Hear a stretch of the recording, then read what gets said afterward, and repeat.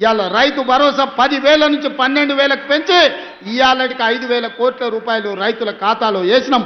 తొందరలోనే మిగతా 4,000 కోట్లు కూడా వేసి ప్రతి సంవత్సరం రైతు భరోసా పథకం కింద పేదలకి 20,000 కోట్ల రూపాయలు పంచి పెడతాం.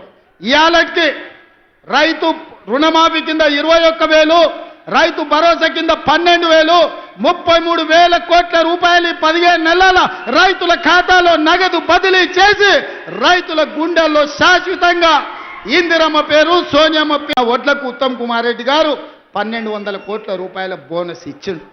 ఒకరోజు వెనక ముందైనా గతంలో మీకు తెలుసు మిల్లుల కాడికి పోయినా తాలు పేరు మీద, తౌడు పేరు మీద, తుట్టి పేరు మీద, తడి పేరు మీద క్వింటాల్కు 10 కిలోలు దండి కొట్టేది. ఇవాళ ఎవరినైనా 1 కిలో దండి కొట్టమని ఉత్తమ్ కుమార్ రెడ్డి గారు వస్తే తీసి బొక్కలేపిస్తా అని చెప్పిండు. ఇవాళ రైతు తీసుకెళ్లిన ధాన్యాన్ని ఎవరైనా తూకం పెట్టి కొనుక్కునే పరిస్థితి. ఆనాడు 3 నెలలైనా పైసలు వచ్చేది కాదు. ఈరోజు 3 రోజుల్లోనే మీ ఖాతాలలో నగదు పడుతుంది. అందుకే ఈ ప్రభుత్వం మీ నాయకుడు ఉత్తమ్ కుమార్ రెడ్డి గారి నాయకత్వంలో ఇది ఒక పక్కన సాగునీటి ప్రాజెక్టులు, రెండో పక్కన పౌర సరఫరాల శాఖ సన్న బియ్యం పథకాన్ని పక్కడబందీగా అమలు చేసి శాశ్వతంగా పేదవాళ్ళని ఆదుకునే కార్యక్రమం తీసుకుంటాం. ఆ ఆదుకునే కార్యక్రమం హుజూర్ నగర్ గడ్డ మీద నుంచి ప్రారంభించి మీరందరూ వేలాదిగా తరలి వచ్చి ఉత్తమ్ పద్మావతి రెడ్డి గారిని, ఉత్తమ్ కుమార్ రెడ్డి గారికి అండగా నిలబడి ఈరోజు తెలంగాణకు మొత్తం ఈ ప్రాంతం కాంగ్రెస్ కంచుకోట, వారి కుటుంబానికి అదేవిధంగా ఎన్ని చెప్పినా ఉత్తమన్న సిట్ట అందిస్తూనే ఉన్నారు. వచ్చిన ఎంబడే 2012లో మొదలుపెట్టిన హౌసింగ్ స్కీమ్ 2,100 ఇండ్లకు వచ్చి కూర్చొని 60 కోట్లు వసూలు చేసి ఇవాళ ఇండ్లు చూపించిన సంతోషమైంది. అదేవిధంగా అగ్రికల్చర్ కాలేజ్ ఉత్తమ్ కుమార్ రెడ్డి గారు అడుగుతున్నారు. ఇంకా వారు అడిగినాక కాదనేదే ఉంది.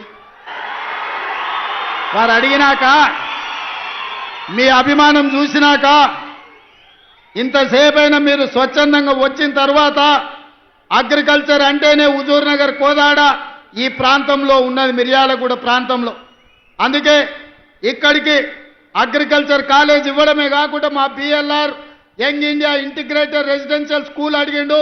వారికి కూడా 200 కోట్ల రూపాయలతోని రెసిడెన్షియల్ స్కూల్ కాలేజీని కూడా వారికి కూడా మంజూరు చేస్తున్నాం. అడ్వాన్స్డ్ టెక్నాలజీ సెంటర్ మా పద్మక్కకు, కోదాడకు కూడా ఇయ్యదలుచుకున్నాం. అదేవిధంగా అడ్వాన్స్ టెక్నాలజీ సెంటర్ కూడా కాగితం ఇచ్చిండు లక్ష్మారెడ్డి, తప్పకుండా ఇస్తాం. అదేవిధంగా మిగతా కొన్ని అడిగిండు. ఒక్కసారి ఇవన్నీ లెక్కలు చూసుకొని వీటి మీద మళ్ళీ మొత్తం హుజూర్ నగర్ అన్నీ ఇన్నే చెప్తే మిర్యాలగూడలో మళ్ళీ లక్ష్మారెడ్డి మీటింగ్ పెట్టాడు. మిర్యాలగూడలో లక్ష్మారెడ్డి మీటింగ్ పెట్టినాకనే మిగతా అన్నీ ఆడుకొచ్చి చెప్తా. ఎంకన్నా ఇంకో సిట్ అందిస్తున్నాడు. దేవరకొండ కూడా బాలు నాయక్ మంచి మిత్రుడు. దేవరకొండ మా పక్కనే ఉంటుంది, మా కానుకొని ఉంటుంది అవతల అచ్చంపేట నుంచి. మా చుట్టాలంతా అన్నే ఉండు. అవునా? రఘువీరెడ్డి తాత ముందు అక్కడి నుంచి ఎమ్మెల్యే ఉండే నారాయణ రెడ్డి గారు గుర్తుంది కదా మీకు అందరికీ. సో అందుకే దేవరకొండ కూడా యంగ్ ఇండియా రెసిడెన్షియల్ స్కూల్ అని అన్నారు. తప్పకుండా దేవరకొండకు పోయే ప్రకటిస్తా. మిగతా అన్నీ ఇంకా అన్నీ చూస్తా ఇక చూస్తా. ఏదేమైనా నేను ఒక్కటే మాట చెప్పదలుచుకున్నా. 5 ఏళ్ల కోసం ఎన్నికైన ప్రభుత్వం 15 నెలలని చేయగలిగిన అన్ని చేసినాం. భవిష్యత్తులో కూడా ఇంకా చేస్తాం. ఇవాళ వాళ్ళు ఎట్లన్నా చేసి కాళ్ళలో కట్టబెట్టి కింద పడేయాలని చూస్తారు. కానీ ఇది ఎవరు అంత ఆషామాషిగా లేరు.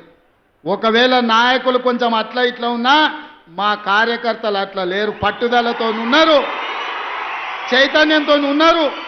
ఎవరైనా ఏమైనా ఎక్కడైనా టీఆర్ఎస్ ఓడో ఇంగోడో మన కాళ్ళల్లో కట్టెబెట్టాలనుకుంటే వాళ్ళ కళ్ళల్లో కారం కొట్టడానికి మీరందరూ సిద్ధంగా ఉన్నారు. నాకు ఆ నమ్మకం ఉంది.